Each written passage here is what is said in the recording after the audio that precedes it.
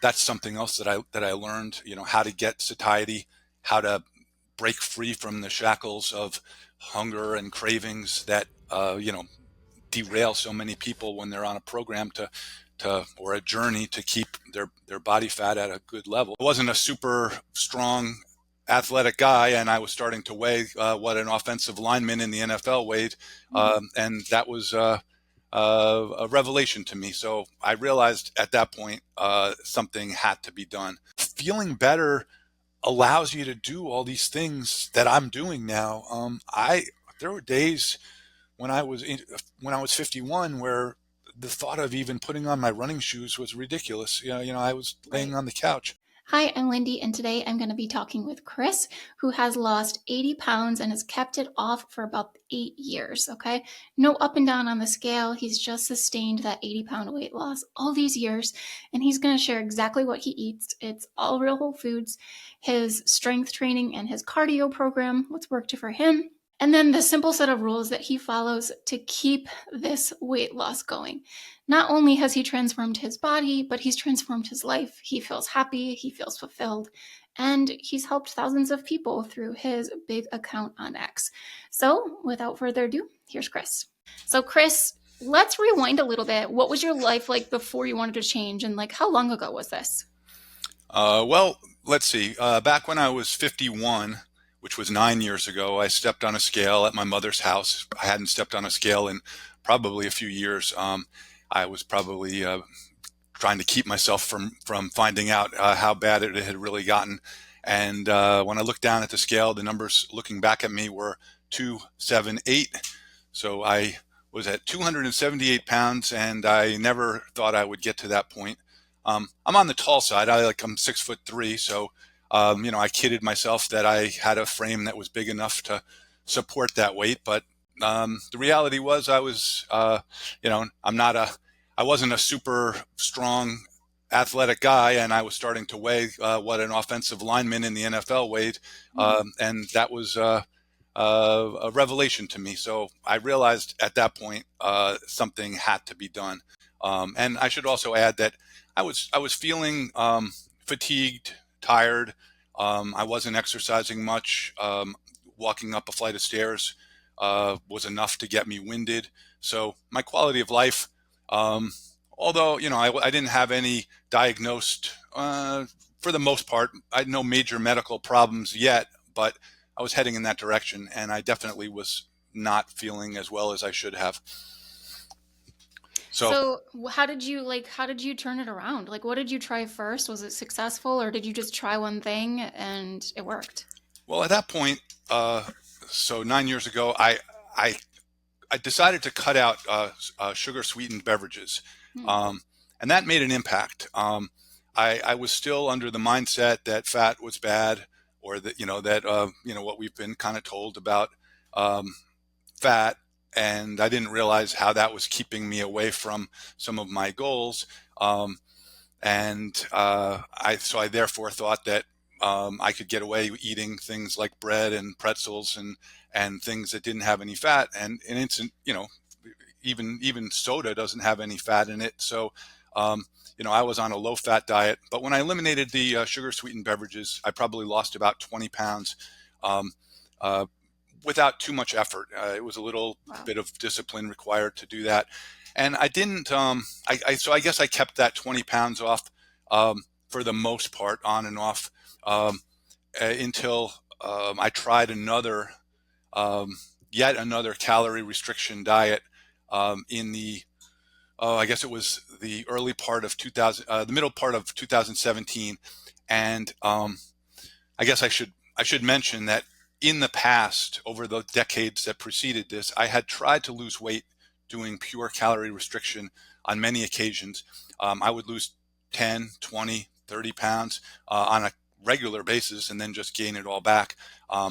And one time, I I was really determined, and I lost about 55 pounds, and I was enthusiastic about getting down to my goal weight, which at the time was 205, but I only managed to stay there for 2 weeks. Hmm. I was feeling fatigued, miserable. I had lost a decent amount of muscle mass, So I was light.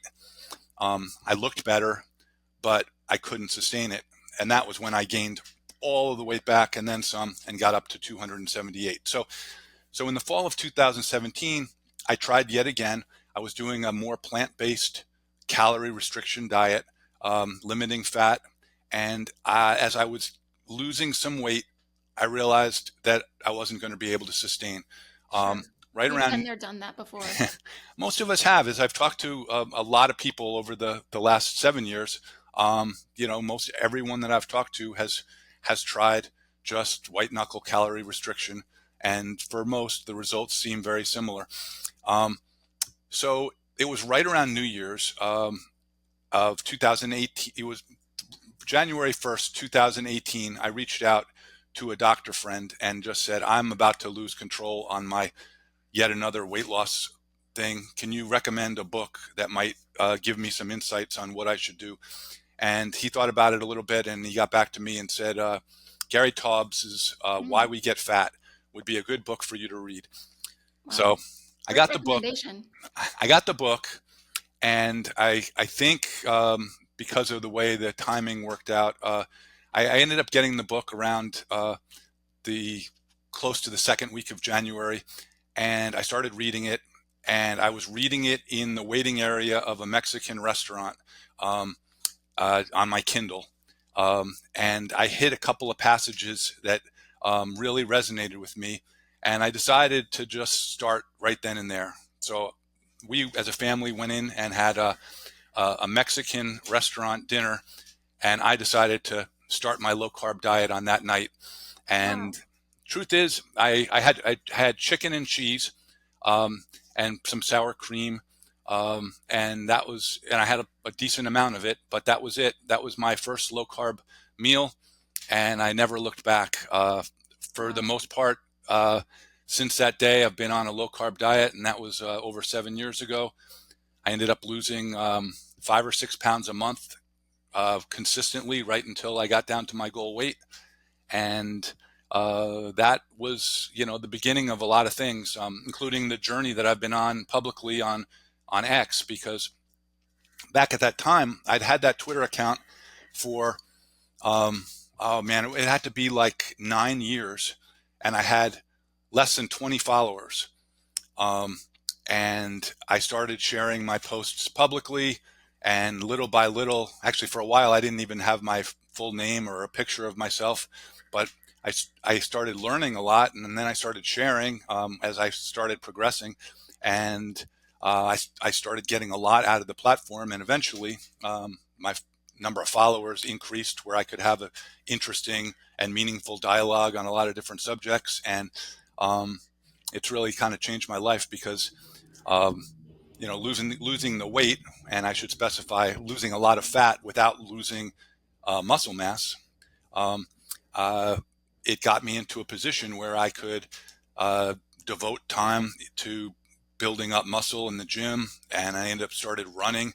But this was after I had gotten myself straightened out with the diet, so I understood how to sustainably lose and maintain fat. I know what to do if I go off track, which happens from time to time, but never for more than a day or so, because I know what to do. Right. You know what works for you.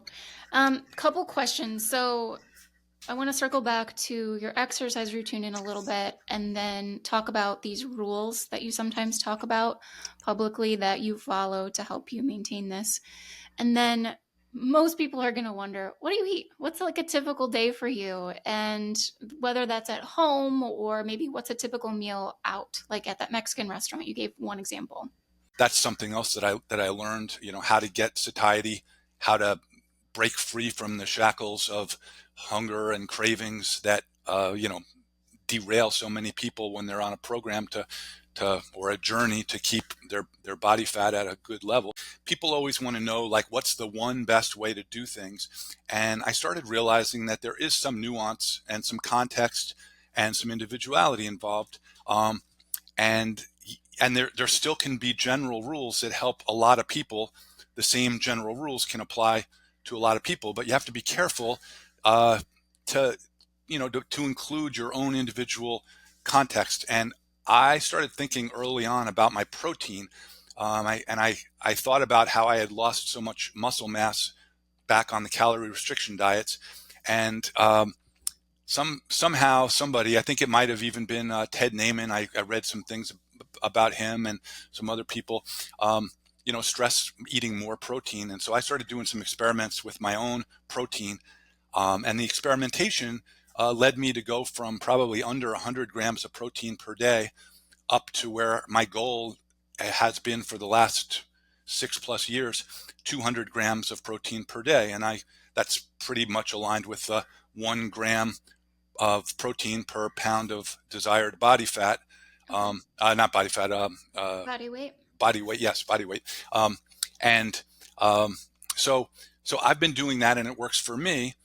And at the same time, through conversations with other people, I realized that not everybody has the same target, based on their goal weight, and other factors. 150 might be good for someone else, or 130. You got to find what actually works for you, because some of it is, you need the protein to build muscle, which is important to me, and I do spend a lot of time now in the gym. But protein is also very useful when helping to get a person a good sense of satiety. And so, If you could kind of go back to more specifics, like what exactly you're eating, for breakfast. I know you started to eat breakfast again a couple months or a couple years ago, and then just like basic lunch or dinner, because people really want like that tangible idea of how it worked for you, so that they can maybe try if it works for them.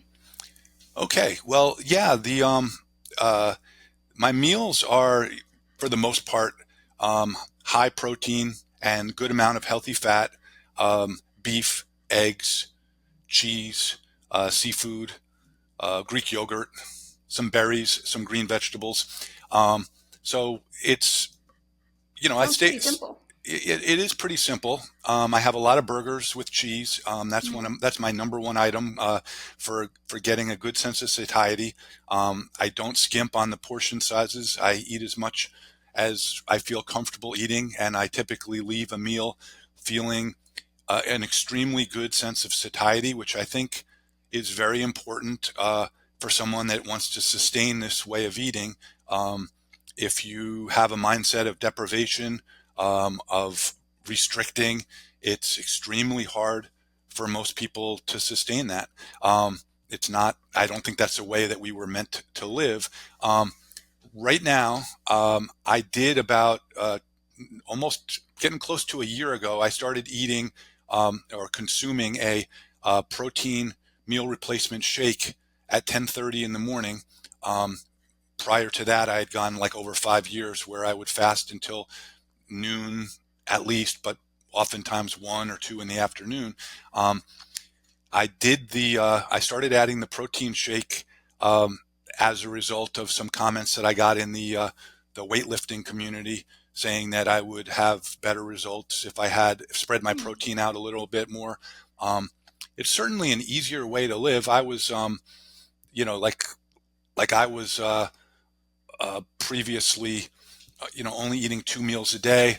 Then if you get sidetracked and that second, that meal that you were waiting for doesn't happen, then you've gone a long time without food. And I just I just work better, I find, now with 3 meals. What I was concerned about was that adding a third meal would add body weight and fat back on me, and so I was a little Sure. concerned about that. But I happen to be taking a double portion of health code meal replacement shakes, and I don't get paid. I don't have an affiliate arrangement with the company, but I have gotten some free samples along the way because I did a rather lengthy experiment with the product.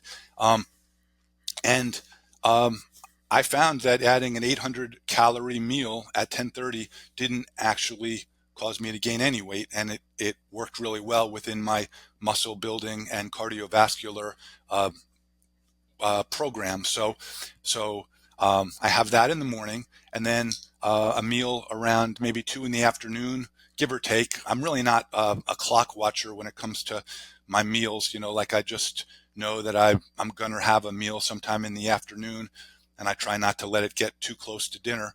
Um, and I will have like some examples would be a couple pieces of chicken breast with some cheddar cheese and a couple pieces of broccoli.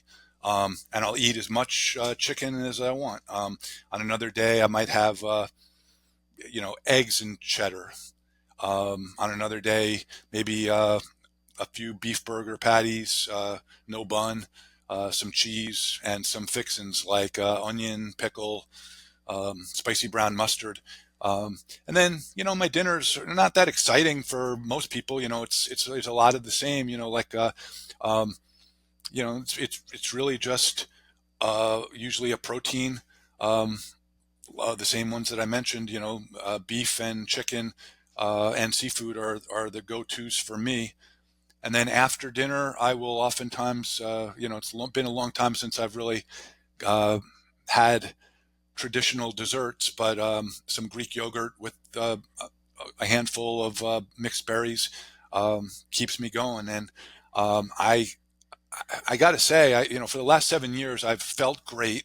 Um, I will never forget what it's like to spend days on end craving food and feeling guilty when I you succumb to the cravings and hunger and look in the mirror and see the body fat where it's not where that I don't want creeping back on. And I've had very little trouble maintaining this for the last 7 years.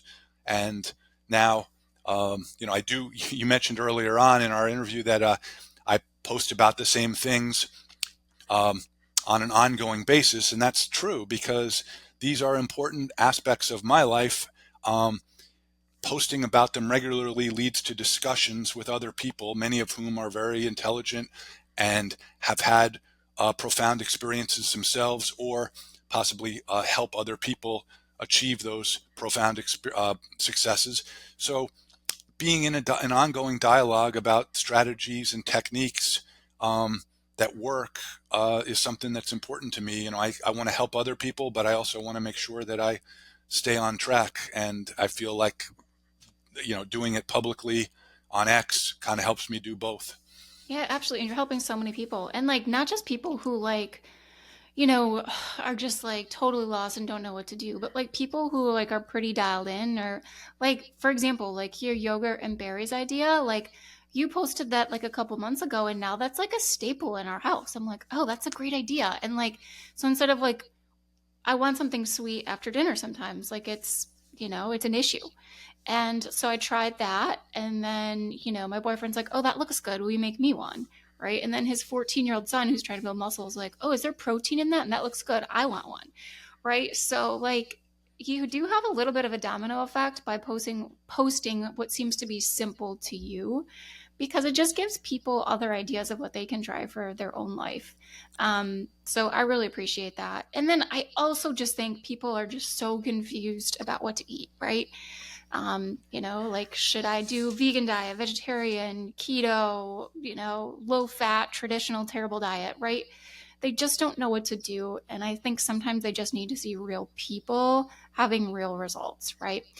So once I hit the protein, I started thinking about, well, I should be able to describe what I do in a simple set of rules, and people sometimes cringe at the idea of rules, but you need to be able to say, what is your plan? What do you do and what do you not do? And I was able to distill what I do down to basically five simple rules. And they've changed slightly over the last 5 or 6 years, but for the most part, um, one rule is, when do I eat? Um, and I decided early on that I wouldn't eat after 9 p.m. and I wouldn't eat again until after noon the next day. That worked for me for 5+ years. I did make a change to that last year. I'll go into that in a minute or two. But the protein I already mentioned, 200 grams per day.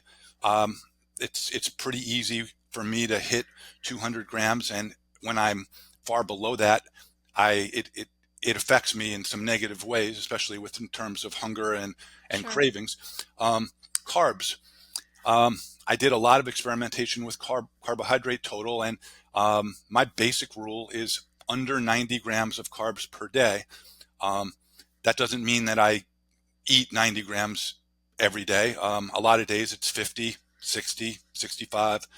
Doesn't really matter to me on a day-to-day basis where I'm at, because if I look at the scale and look in the mirror and I see that my weight, my fat is creeping up a pound or two or three, and it bothers me, then I just dial down the carbs in the days following. So if I'm at 90 for 10 days in a row, and for whatever reason my results are not where I want them to be, I'll move it down to 60 or 70. Not that hard to do, and I don't make a big deal about it. So carbs is one rule. And then sugar, refined carbs, grains, and seed oils are four things that I try to limit pretty hard. Um, I'm not a zero tolerance type of person, but I don't buy seed oils, don't bring them into my house. Where I get seed oils will be like in a restaurant, just Sure. because you can't, it's hard to live your life in a zero tolerance. And I find that small amounts of seed oils don't seem to have a big effect on me. So um, as long as I'm keeping those down, grains and added sugar, I don't, and refined carbs, I limit them, to the point where there's not much of them in my diet. And I don't eat candy anymore. I don't eat chips. I don't eat donuts or cookies, or and something like a cake, or my mother's home baked molasses cookies around the holidays or whatever. Yeah, I'll have a cookie. Try to keep myself under control, and even if I have a bad day, I get back on track the next day. So That's great. not perfection, but that's where I'm at. And then the final rule, which is very important, it doesn't seem like that big of a deal, but it's to keep an adequate supply of high protein, high satiety foods on hand and available at all times. Yeah, Um, that's huge. That's so huge. I really want you to talk about this one because I think that's where a lot of people fail. well, it's part of the reason why I write the rules and keep them with me at all times. Um, it's like my philosophy on the rules, and yeah, I'll talk about the that rule number 5 is that after 2 or 3 weeks, ask yourself, how are your results doing? Are the results where you want them to be? And if they're not, it's really going to be a combination of two things. One, your rules aren't working, or two, you're not adhering to them. And either one of those things can be addressed. If you're not adhering to them, you ask yourself why not, and do the rules need to be changed so that you can adhere to them? If you are adhering to them and you're not getting the results you want, then tweak, and consider which levers might get you closer to the desired outcome. So, that might be more protein, it might be less carbs, it might be something else. Some people might have an issue with fat consumption. It's not an issue for me because I'm not drawn to eating enormous quantities of fat. I do appreciate and eat healthy fats in the form of meat, cheese, butter, eggs, seafood. So let's kind of switch gears into your exercise routine because I know that you're a runner and you also do what looks to be a lot of strength training at home. And I imagine that's how you've also helped to transform your body, Yeah, your life. yeah, I have learned a lot from some very highly educated people in the space. I have learned that at age 51, I was almost not at all tapping into the potential that I have. Um, you know, I did a little bit of running back in high school. I wasn't particularly good at it, but I think once or twice I ran as far as 10 miles when I was in high school. But until then, for the next, um, 30 years, um, I didn't run more than 3 miles ever. And, sometimes I was running for the pure purpose of burning off calories, trying to get back in shape, and it was dreadful and miserable. But after I lost the weight, I started following people like Brady Homer, who is Hmm. a former Division I college track athlete, and now he's educated in He's you like know in nutrition, correct? he knows about nutrition. He knows about human performance and Hmm. kinesiology, um, and I've also had the opportunity to talk to Zach Bitter, who at one point was the world record holder for the 100-mile run. He Wow. ran 100 miles at I think it was a 6:47 pace. Imagine, I couldn't run 6:47 for 1 mile. He did it for 100 miles, and he, Hmm. just gave me pointers and tips um, in the context of a guy in his 50s trying to build cardiovascular strength, but with the knowledge that he possesses about running and diet and everything like that. So I've had the opportunity to talk to a lot of these people and learn. And so yeah, I started getting serious about my resistance training. I have a gym now in my basement, which I've been using ever since COVID, when my gym closed down for like 6 months. And I've never gone back because it's so easy to work out in my gym. The only thing I miss is sometimes someone else to work out with, but my daughter and my wife both spend some time down there, so I do get That's some great. company sometimes. Yeah. But so yeah, what aspects would you like to talk about with respect to the? Yeah. So, I mean, I just think so. Strength training, how many days a week do you do it? Like, do you have rules around that, or is it just like kind of when you can fit it in? Um, yeah, I've tried to make rules about my strength training, and I find that I break them so often um, that my latest rule is um, I've been trying to drag myself down to the basement every day for Right. something, and I usually stay down there for at least 30 minutes. And my new approach is to do something with intensity every day. What I've ended up doing is I do one or two body parts a day with intensity, and I usually spend about 30 to 40 minutes, depending. If I'm really feeling good and enjoying it, and there's some good music on, I don't mind staying for 40 minutes, 45 minutes, but I think of that as a luxury, not a punishment. It's not like I'm forcing myself to do anything I don't want to do. I just show up. Um, Yeah. and if I'm feeling down or whatever, and I've gone 7 days in a row, I don't have any problem taking a day off. But as long as I feel like I can get down there and it's not a problem, I just go down every day. And so I haven't missed a day in over 2 weeks, um, and I'm feeling really good. Um, but I usually, I'm at least 5 days a week in the gym. Yeah. Um, but again, these are not long sessions. It's Sure. just maybe 10 sets of total exercise in a day, with That's intensity. great. I mean, I think so. There's a girl in the fitness space. She calls that like gentle consistency, right? Like you're not like pushing yourself to your max every day or every session, but you're showing up most days of the week. The hardest part is getting like walking down into that basement. And I get it. We recently transitioned from gym workouts to home. Just we're busy and we were like looking at our rules at the gym, kind of like what you were saying, and like something's not working, so something has to change. So we started working out at home, and it's so much better. And I think it's better for the kids too, because they see us down in that basement and they will think that that's normal, right?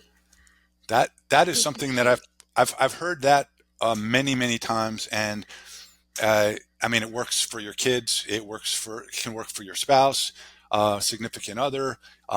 It works for your friends. The people that I hang around with um, have benefited from my example, and I've benefited from theirs. Just I think James Clear has a great quote Mhm. about that, surrounding yourself with people whose behaviors you know are the ones that you would like to have. Right, Um, right. and so that's something I think about often.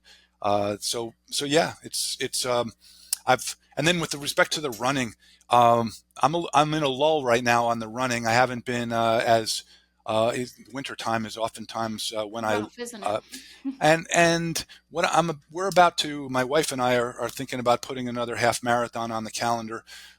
That is an automatic for us. We've done two official half marathons. We've run the half marathon distance probably more than a dozen times over the That's last couple amazing. of years. And we ran a full marathon in Los Angeles in 2023, which was a life-changing experience for me and my wife and members of our family. It was just a great day. Um, and I was just thinking before I came on with this interview, that about 2 years ago, almost to the day, my wife and I set out for a 20-mile run in preparation for that Los Angeles marathon. And we got about a mile into the run and it started to snow really hard.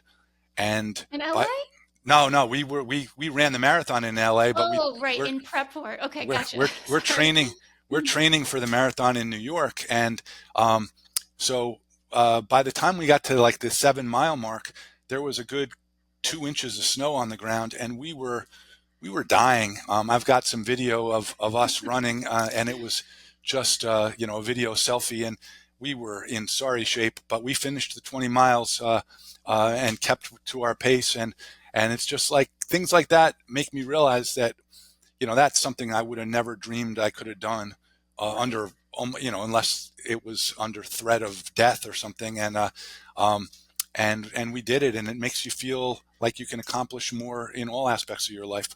Absolutely. I think like that feeling of doing something hard definitely spills over into other areas, like even as simple as your relationships or your job or other areas that are important to you. Your story really reminds me a lot of Carrie Kelly's on X and Mimi's, and just like I think the central themes are consistency, eating real whole foods, and then some sort of exercise that you enjoy, right? Because if you enjoy it, it's going to feel sustainable. Kind of like the whole diet thing. If you're hungry all the time, it's not sustainable. If it's like a form of exercise that you see results and you like it, well, it's easy to keep going. It's interesting that you mentioned Carrie. Carrie actually influenced me. I saw him running half marathons, Wow. um, uh, repeatedly posting his 13-mile runs on Twitter, and that was back when I was running like 3 or 4 miles at the max, um, Wow. and I was like, I was engaging with him, and I've subsequently interviewed him for an article, and I did a live stream with him not that long ago. Yeah, really inspirational. And he's a butcher. He knows a lot about meat, Yes. which I have an interest in. But yeah, that's just another example of how these online interactions can lead to improvements for both parties in many cases. I should mention that sometime middle of last year, I, you know, because of what I've experienced, the people I've met, and the transformations that I've seen, I decided to spend more time on figuring out how I could help people, and I decided to become a health coach. So Oh, that's just great. 2 months ago, I started working. This is after I got my metabolic health practitioner from the Society of Metabolic Health A great Practitioners, my program. accreditation. And then after that, I took the Primal Health Institute Master Coach certification, which I completed in December. And so I've started working as a health coach within Dr. Ovadia's Ovadia Heart Health telemedicine practice. That's And amazing.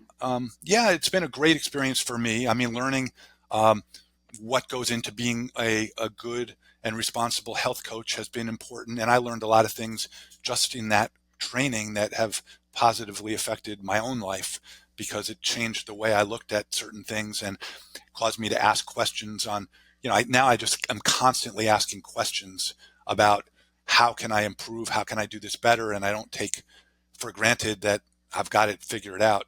Um, and No.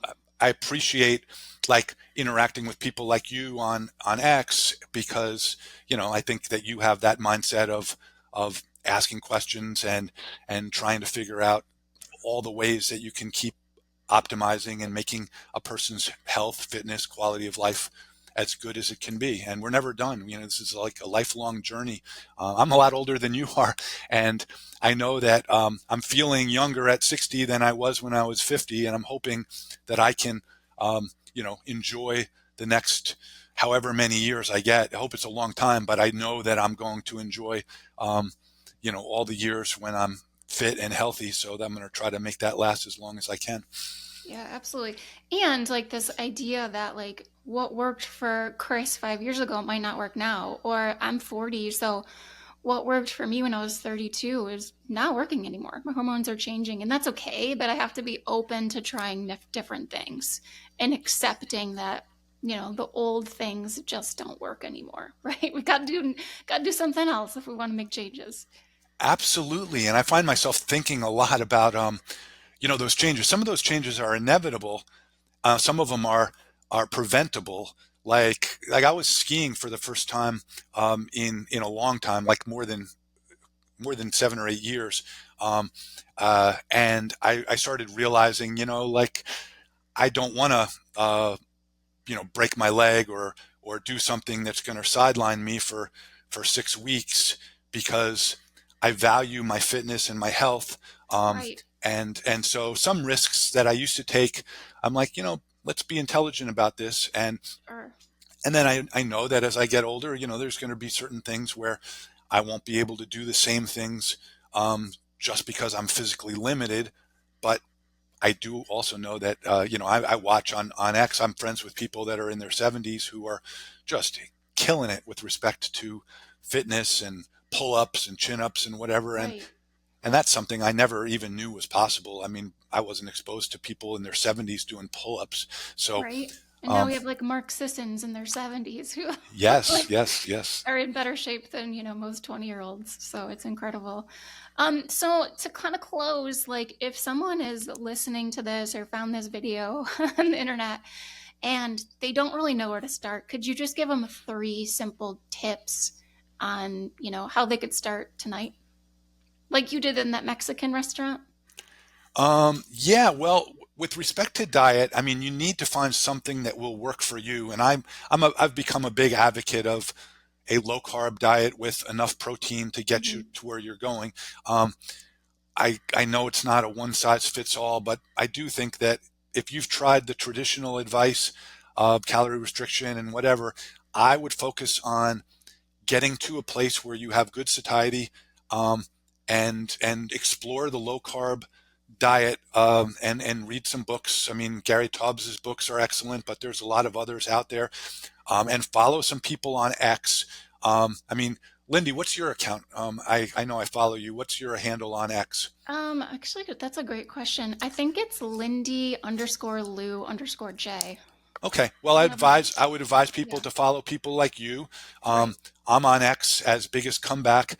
And I mean, literally, you could reach out and just ask a question. If people ask me a good question on X, I don't even answer it specifically. I usually share a link, or sometimes I will retweet it to get it some more exposure. And usually there's a conversation. That's what I do. So surround yourself with people that have either succeeded, other people that are on the journey trying to succeed, and experts like yourself who are helping people succeed at losing body fat and improving body composition. Um, and then just keep asking questions and keep refining. And I mean, your life is an N of one. I mean, you can experiment and make these changes. And um, I if you put in consistent effort, and I don't mean an unreasonable effort. I just mean consistently show up and do things that invest in what's important, and that's your life, your quality of life, your health. You make those investments on a daily basis. You're going to start getting results, and you keep optimizing and refining as you go. They're going to continue to get better. That's my advice. Yeah. And even more than just results, like you're just going to feel better. And when you feel better, all areas of your life are going to be better, right? That's a result, in my opinion. I mean, that's Yeah. like feeling better is one of the first things that starts making a difference for people. So I agree with you 100%. I mean, um, you know, so I'm 100% with you on that. Yeah, absolutely. Me too. Like before I started like working out, like in my like late 20s, like I remember like getting out of breath after a flight of stairs. And I wasn't overweight. I was 110 pounds. But I was like, this has got to change if I'm feeling like this now. And it just was again that gentle consistency and then all of a sudden, like, those things are easy. So you just have to start where you're at and show up every day and try hard every day. Yeah. I agree. Well, thank you so much for your time. I will link your Twitter, or excuse me, X account later, and then any other information like that, how people could work with you if they are looking to work with a health coach, because I think that can be really helpful, so that someone doesn't feel alone throughout this journey. Yeah. Well, thanks. I appreciate that. And I encourage people, if anybody that follows me and wants to interact, engage with me, just sign up for my email. My link is in my bio on my X account. It's an email that goes out every week, and a lot of people ask me questions, and I reply to everyone. So Okay, um, that's awesome. That's like a really good tool as well. Well, thank you so much, Chris, and until next time. thanks for having me. I appreciate it. Thank you.